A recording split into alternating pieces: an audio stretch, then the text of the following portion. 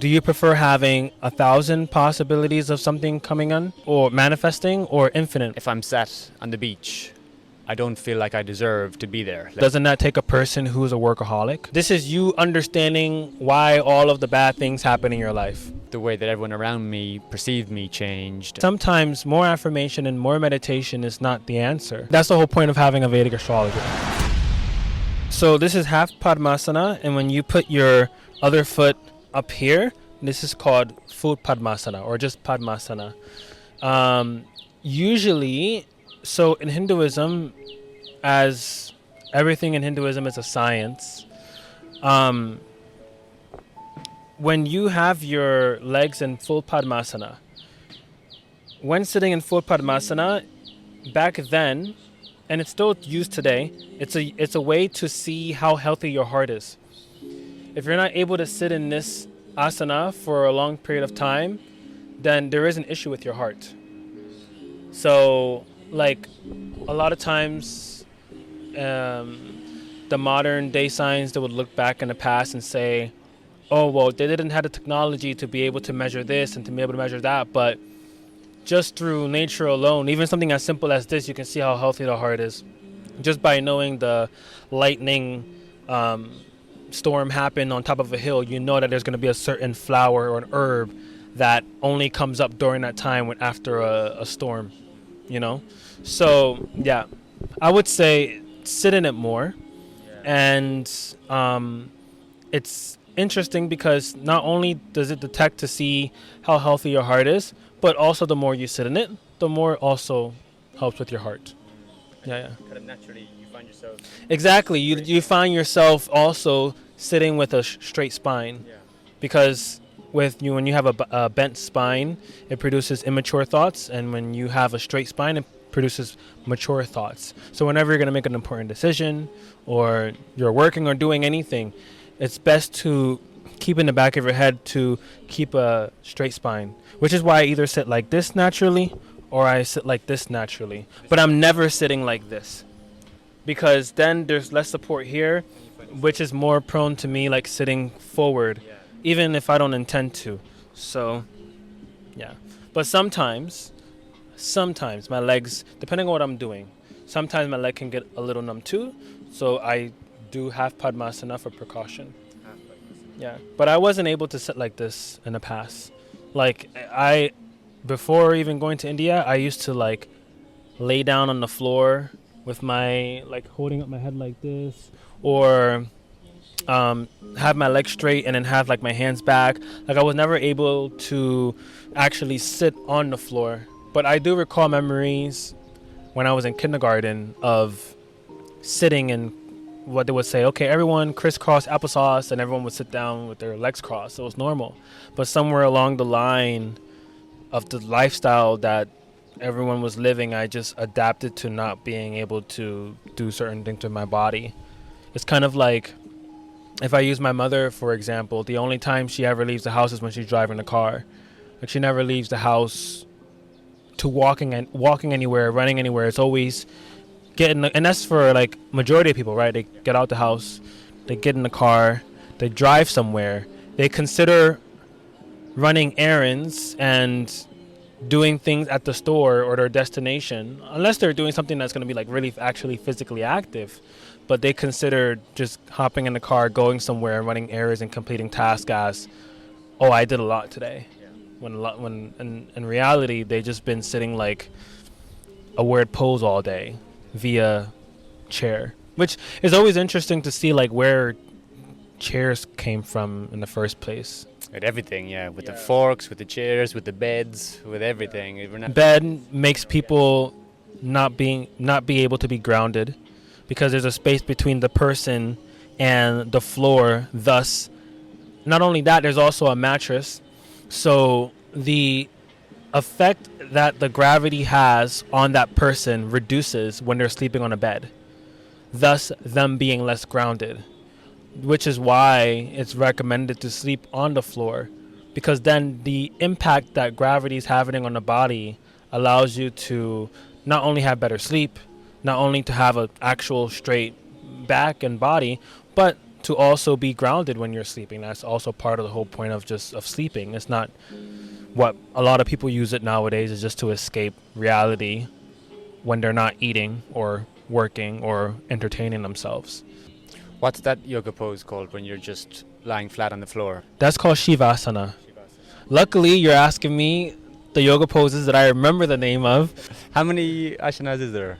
I don't even... Not a specific. In terms of... Because the thing is that there are 8 limbs of yoga. And so not every single limb of yoga has asanas, meaning like body poses. Some of them are more focused on pranayamas. Some of them are more focused on like a little bit of everything. And it also depends on which lineage you're practicing from, which is called sampradayas. Means that, like, if you take someone from a Krishna consciousness community or sampradaya, and then a Shiva consciousness sampradaya, one may say, putting bhasma, which is like the 3 lines I put across my head every day, is the vibhuti or holy ash. It won't liberate you, but in the Shiva sampradaya, it will say that will liberate you.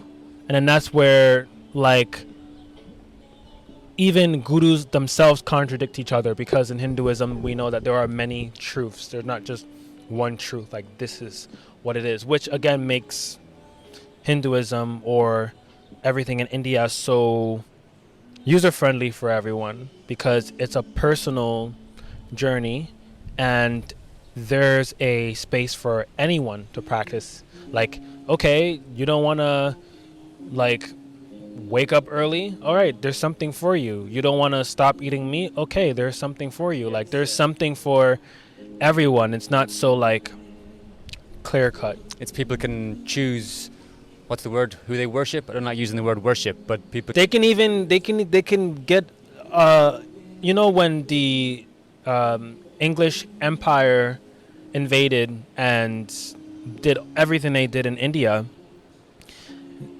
they were putting stone posts because they were creating roads. And even back then, there were people that would go up to the stone posts and they'll start pouring water on the stone posts and worshiping it. Because you can get something as simple as a rock that you feel connected to and start worshiping it. Like, because as we say, like, Soham Asmi, even when I worship, I am him. I'm God. I am that. So yeah, it makes it very open for anyone to practice any form, no matter how little or how much they practice. Even with a little bit of practice, they get so much of the benefits that comes from doing the practice. because Hinduism didn't start out as a religion. No. The whole ism part of it, like Hinduism, it's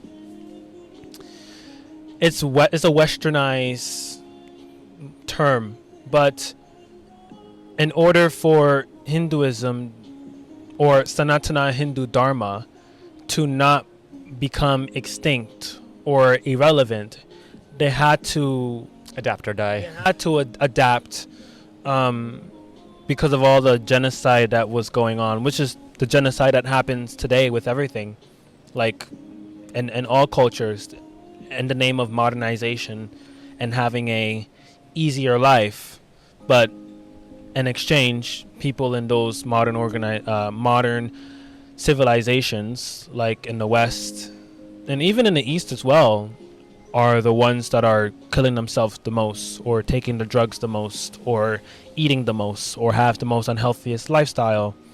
So they did a very good job, and they're still doing a very good job with secretly committing genocide in the name of convenience.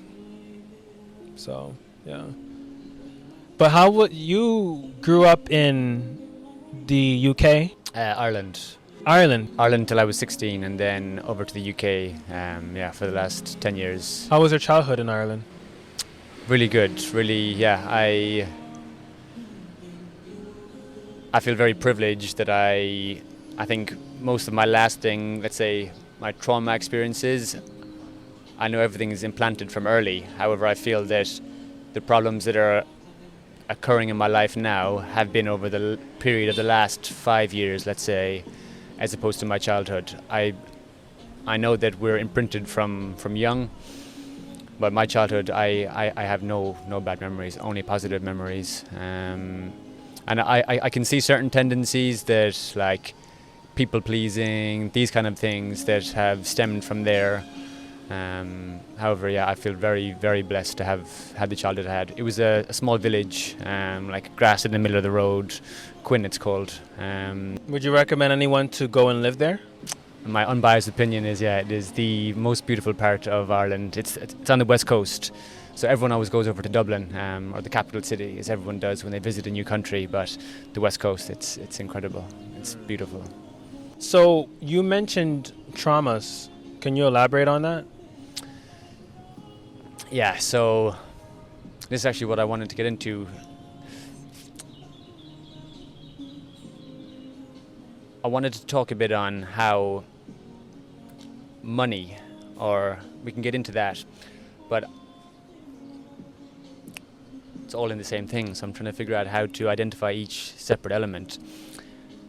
I can see how things that have happened to me in the past, and it might even just be one thought, one thing that happens one day that creates that version of reality, and then that extrapolates out to my current view on reality, let's say, or my perspective, and then everything that happens, it's going through that lens of that trauma. And if we want to, just for some context, define trauma as anything that's happened that's caused a lasting impact, or something that stays, basically.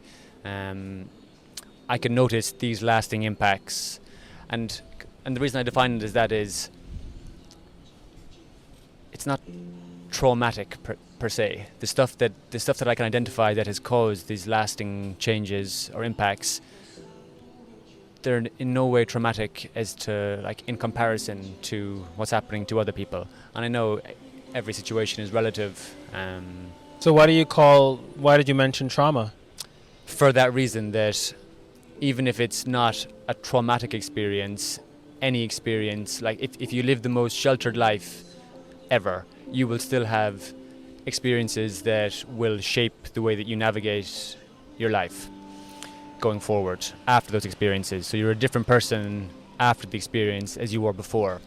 And we tend to classify that as a trauma because it leaves a lasting impact.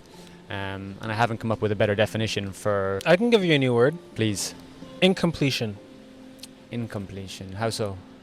Because when you're complete, you wouldn't have past experiences still affecting you in present. So there is an incompletion that occurred. So at the moment, you are incomplete about something because you don't feel whole. So can you elaborate on what you feel incomplete about? What are you incomplete about? Or what was the incompletion that happened in the past, that you feel that happened in the past, that's still having a lasting impression on you in the present? So my current dilemma is that if I'm sat on the beach, I don't feel like I deserve to be there, let's say. Even if I've just spent 8 hours working, I sit down on the beach and I always feel like there's more to be done, like I'm doing as opposed to being. And I feel like, I guess you call it unworthiness, or I'm not enough as I am. I have to achieve something to be allowed to relax, to be all right as just myself. I don't feel what I am, just being me, is enough. So you consider that a bad thing? Most definitely, yeah. Because how come? Because it means I can't relax effectively. It means I find it very difficult to switch off. Why do you want to switch off? I want to... What do you gain out of switching off or relaxing? I want to feel like enough as myself without having to go and do something every single day to feel that feeling. How about this sentence? What if because you feel like you are enough, you don't want to switch yourself off because you're the only one who can do what you want to do? Before we get into the angle of immediately pointing fingers at the things that are making you feel bad, let's first look at why are you titling it as bad in the first place? Do you feel like you have a drive to like conquer and to like conquer a lot in the world? Yes, most definitely. So doesn't that take a person who's a workaholic? Not a person who's sitting at the beach when there's a bunch of other people out there that are right now working and not taking a day off. Now, it's understandable. If you're still taking the time to spend with, from time to time, family, 'cause obviously we travel, with your partner, and there's no kids involved, for example, I don't see the issue. Why not take all the time when you don't even have the kids running around to, hypothetically speaking, right? Because a person can always just hire a nanny so that they can work when they need to. But hypothetically speaking, who told you that you need to turn off? That's the real question. Who told you that you needed to turn off? Like, was it always something that was an issue in the past, that you were maybe like hyper, or you were always super active but you were told to calm down, or you told yourself to calm down because you saw how people was looking at you? I don't know. It doesn't even have to start when you were a child. It could have started when you were a teenager. Can you elaborate on that? Yeah, COVID was when I first realized this version of me, let's say, this workaholic, because I was a party guy, so I was always busy, I was doing something. I didn't have much idle time, so I guess, and I always had the next step planned for me. What the school system does, the next step is always there ahead, so you don't even have to think about what you're going to do because it's already outlined for you. And I guess then when I graduated and I didn't have the next step planned was when I completely changed as a person, because it was then up to me and I actually stopped and thought for the first time in my life, okay, what do I actually want to do, as opposed to what am I doing? And just not That exciting? It was exciting, and also it made me just go, what the fuck? Like, my entire version of reality shifted in a, maybe, let's say, a 2-year period, and my whole perspective on everything changed, and with that I drastically changed, and then the way that everyone around me perceived me changed, and I found I had to retreat. I don't have to do anything. I found myself retreating, trying to figure out how to navigate in this new version of reality, let's say. When you say retreat, what do you mean retreat? As if I was like a caterpillar going through a transformation, and I had to take some time, if you want to call it the hermit phase, or my time where I was evolving. However, going back to what you last said, that frame, I'd never thought of it like that. I always boxed it off as being negative, that I have this drive or urge to keep doing stuff. And maybe I won't have it forever, and maybe it is just in this period, and this is the season. This is the season for I don't want to use the word grinding, but for pushing forward, for pressing. And instead of trying to change myself to be someone who isn't doing that, accept it, flow with it, and utilize it.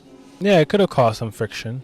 It's not a bad thing wanting to relax, but you need to like have an understanding as to what you're getting out of relaxing, because you may be trying to do something that you believe or think that I need to do this, but deep inside you probably feel like I'm not getting anything done out of this. I'm not doing what I actually want to be doing out of this. Yes. So, but it's interesting because you said that, well, one thing I want to mention, in Ayurveda, there are different stages in our life. There's first a kapha period, stage of our life, pitta, and then vata. So in the beginning kapha period of our life, we're all more heavy, clumsy, we sleep a lot,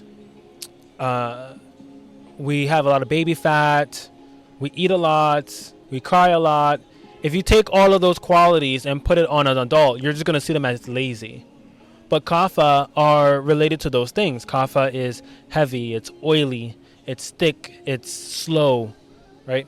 So in the beginning years, it is also kapha that's most associated with emotions, which is why the child is needing so much emotional and physical support as they're getting older. Once they become adult, they're in their pitta stage of their life. That's where they have all the fire, all that energy, all of that like plans, goals, wanting to go out and like conquer and do things. And then as they get older, that's when things become a bit more colder, a bit more thinner with their body. And naturally, because of that, because things become a bit more brittle, they kind of slow down a little bit. Just a little bit, depending on the person. There's some people who slow down a lot and they become a couch potato. There's some people who just slow down a little bit, but they're still as fit as a fox. And that is in the Vata stage.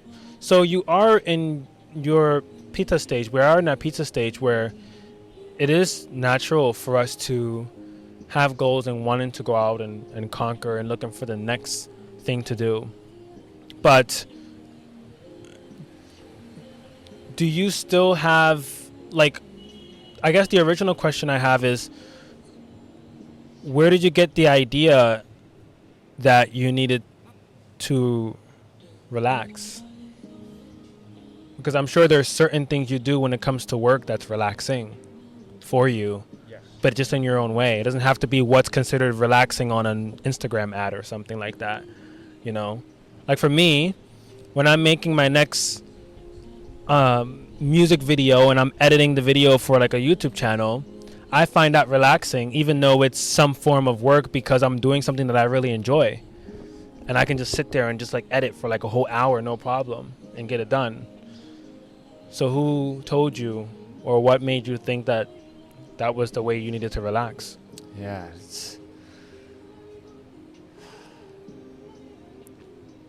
I'm the same as you. I sit down to work, and that's my happy place a lot of the time. I sit there and I can be working for hours and I don't feel drained. I feel, if anything, sometimes it fills me up. And it's very fortunate to have that, because a lot of people who needs to kick their self in the butt just to go ahead and work.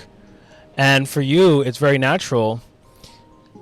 And when it comes to relaxing,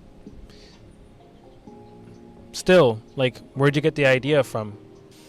I guess it's just imprinted on me from, like you say, like from society or from what I feel broken for not wanting to relax. When was okay, how about this? When was the first time you tried to relax? When you realized all of this and then you tried to do something in the name of relaxing? I think it was when I was traveling South America and I would find myself on beaches with nothing to do, feeling like there's something to do, and maybe seeing other people there just chilling and thinking. And like, oh, I saw this on an ad on a train once of someone sitting at the beach looking at the sunset. I wonder how that feels, you know? Yeah, so I guess it's just from feeling broken myself, or feeling like something wasn't right because other people do it and I can't seem to do it myself. It's also nice to do things naturally. Like me, if someone asks me to do something and if I do not feel like I want to do it, I will not do it. I wouldn't do it out of, doesn't matter who they are, I would not do it. Because, for example, when I was in Brighton, that specific scenery of the cliff and all the way down of the ocean and the abyss at the edge of the world was enough for me to sit there and just want to gaze at it for hours. And that came natural. But for here, for example, when I'm at the beach, I just want to play frisbee. And I find that relaxing. I'll play frisbee for hours. I will go in, like, I'll hop in the ocean. I'll do some recordings. But I never get that natural feeling yet to just gaze at the edge of this ocean. Although, on the other side of the city, where the ocean is, there are a lot of mountains across. And that ends up, I was speaking about it with some friends 2 weeks ago. I was like, when I see those mountains across in the ocean, and I just see these big, huge mountains going across, I just feel like I want to stare at the whole scenery the whole entire time, and it comes natural. So sometimes you're going to be in a place where you're going to feel natural, likely driven to relax or take time at a specific scenery, and sometimes you're going to be at a completely different location and you won't feel that way. You might feel like to do something else. So that's also part of you just going along with the flow. Basically, when people say that, they're thinking, oh, I'll just do whatever is coming to me. No, it's more like just going along with whatever you're feeling with at that moment while still having the same destination. So at the end of the day, if you plan on getting this and this and this done, but you want to go ahead and take time naturally to gaze at the mountains and the ocean, then you can still do that despite knowing that I'm still going to get these things done at the end of the day, and know that, oh, I was able to spend some time relaxing while still getting those things done. And I mention this specifically because I was questioning about the mountains and the ocean on the other side of the city. I was thinking, do I like that scenery because I grew up in the mountains in New York? Like, my town, Peekskill,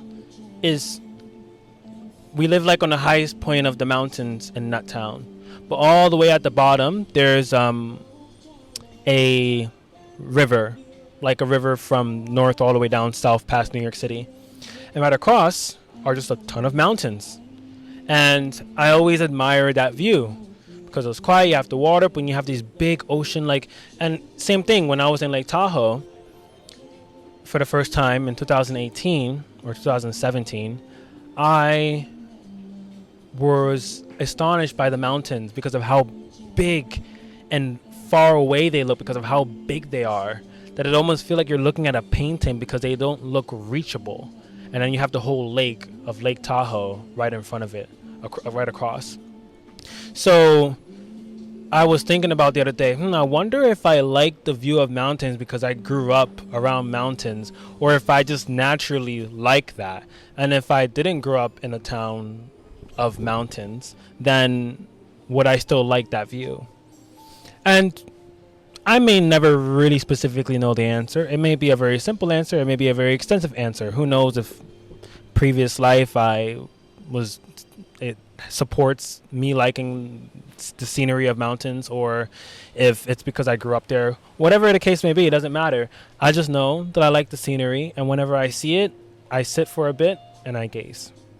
So it should just be natural like that. You should never feel like you need to force yourself to relax. If you feel more driven to do your work, then that's good for you. Your future, your future family. You'll have time to wind down in a long distance future. There's no need to do that now. Yeah. And I think the shift in, like we were speaking about before, the shift in what my approach to work has now changed. And that feels better because it feels more aligned. I feel like before I was squeezing it too tight or trying to impose myself on the grand plan more than I needed to. That I was seeing the next step, but then wanting to figure out every muscle movement towards that instead of just walking. Right. And that relates back to what we were talking earlier on the money. So I've spent the last few years trading currencies, and I believe that we all have our own relationship with the money energy, let's say, and you probably know this better than anyone, that once we engage in that relationship, if we don't treat it as a relationship, then it will cause problems, because it is a relationship. There is a give and a take on both sides. And for many years I wasn't viewing it as that. I was viewing it as the logical and what it looked like on paper without thinking about the rest of it. And from that, squeezing it so tightly that I was only letting it drip through. And it was just manifesting in all different ways that I was doing everything I was supposed to be doing, but the emotions I was associating to it could never let anything more than what was coming through come through. No matter what I did, no matter if I ticked every box that I was supposed to tick, because of the fact that it was a relationship and I wasn't doing my part from that stance of it. My emotional state wasn't what it should have been for the relationship to flow. I went and I looped for years and years and years. And I've noticed the pattern that every time I let go of it and stop focusing so much on exactly how it's going to work, the openness lets it flow. And that's part of the reason why we've completely switched up our strategy for everything. And it now feels better inside, more aligned. On paper, it looks like if you were an investor in the company, you would think, what the fuck are you doing? Like, do not do this. This is the worst, this is the most riskiest, worst idea. However, that's looking at it from one side. The other side of the coin is the exact opposite. And I cannot deny that it feels nothing but right to approach it like this.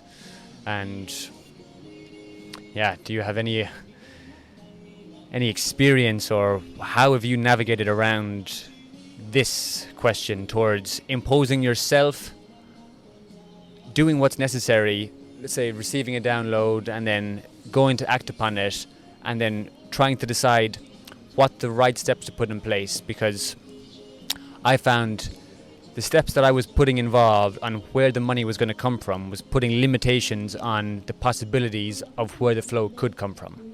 Does that make sense? I usually tell my clients that do you prefer having 1,000 possibilities of something coming in or manifesting, or infinite? And if you want it to be infinite, as in every single possible way it can come, then you just need what I call surrender manifestation, or just let it go and work on other things to make it happen. Because when it comes to manifesting anything you want, it requires your participation to manifest your ideal life, your ideal reality. And especially when it comes to, it doesn't matter if it's money or the lifestyle you want or your health or anything.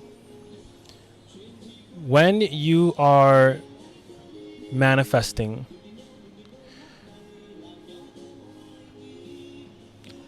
so let's look at the logical way you were thinking about it originally.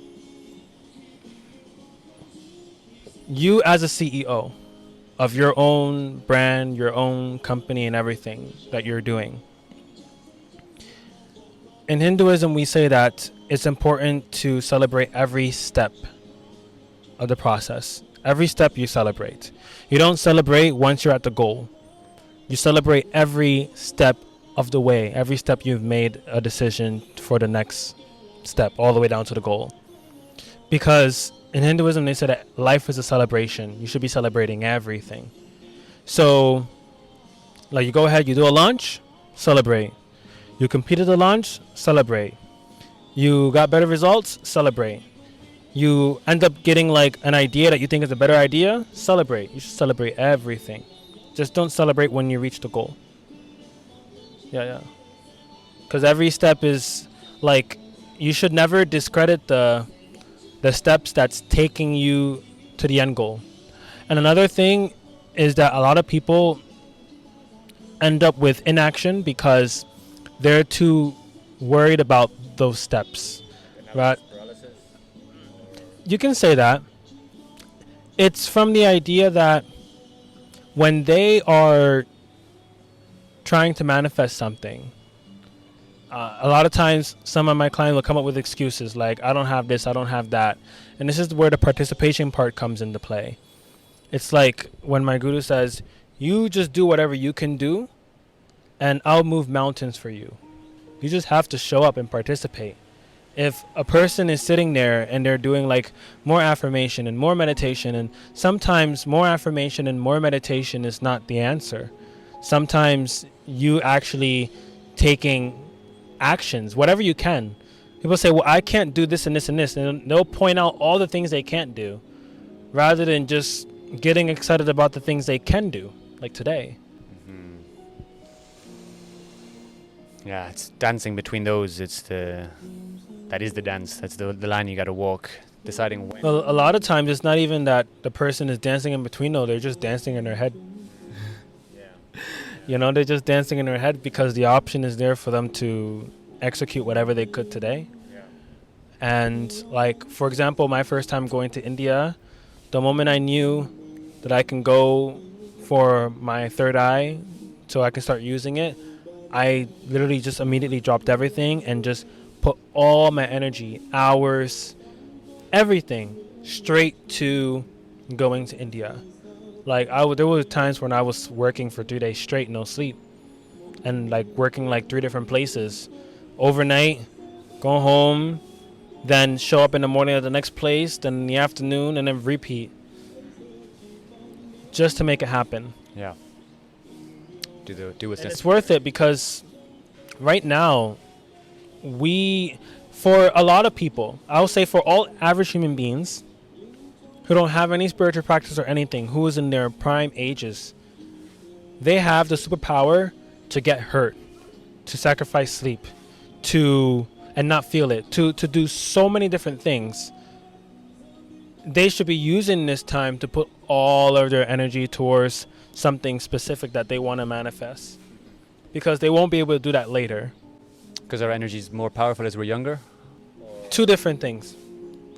One is, for a lot of average human beings, their energy will decline.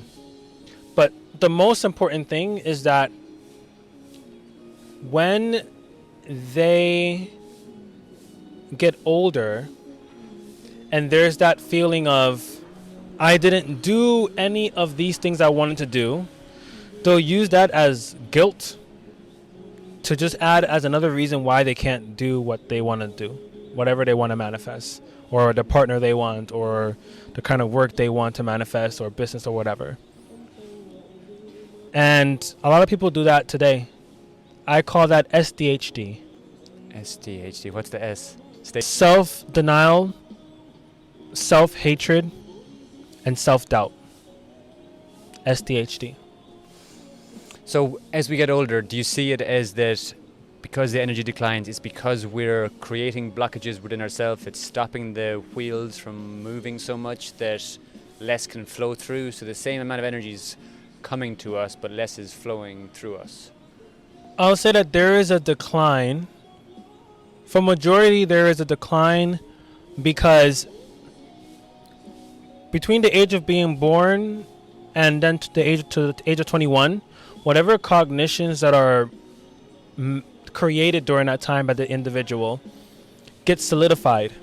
So it makes it harder to take care of those incompletions after the age of 21. But even if they don't dedicate time towards taking care of those incompletions, and they end up using it as... So the number one issue that actually just came up, the number one issue is that they use it to identify themselves. So they end up seeing themselves as a finished product rather than seeing themselves as a seed of possibility.